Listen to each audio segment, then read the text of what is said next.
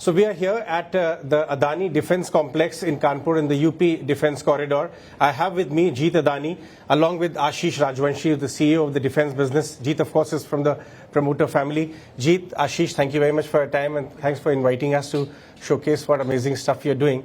Jeet, let me start by understanding the thought behind Adani's foray into the defence space. What was when you were on the drawing board, what exactly did you want to do? Because it's early stages in overall scheme of things for Adani's, but still, where is it coming from? So see, we've always believed that to have any successful business, and we've created ourselves in that manner, is that we wanted to align ourselves with the interests of the nation. And what we saw that with our strengths in terms of executing on projects and creating large-scale infrastructure, that this was an area that we could actually serve a strategic interest for the nation, as well as create something that can be extremely competitive from a business perspective. And we identified the areas which Ashish will talk about more in detail, but the areas that we've identified is somewhere where we thought that we will have a competitive advantage, and it's something that's unserved today. So over what period of time do you see defense as a proportion of your overall business become quite meaningful?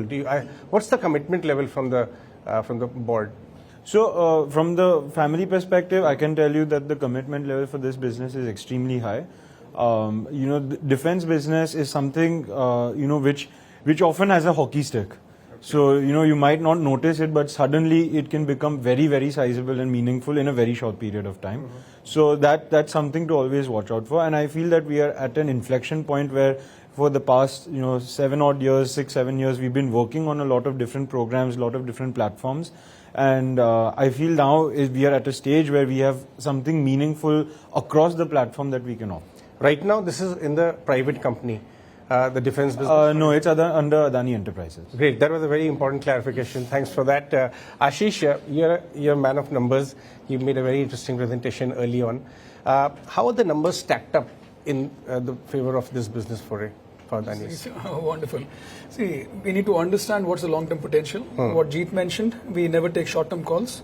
When it has been declared by Honorable Prime Minister that by 2047 we want India to be self-reliant in energy and security, it clearly paves the path in terms of opportunity.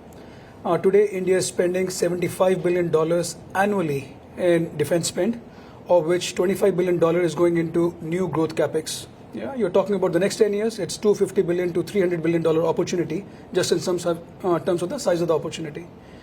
$300 billion, you're talking about less than 4 Tier 1 players in the market, Tata, Bharat Forge, Adani, L&T, for example, and then there's a long tail of 800 MSMEs. So it's very important that we have a whole-of-nation approach where all these players are coming together, and rather than talking about the numbers, are focusing on the purpose of building the nation.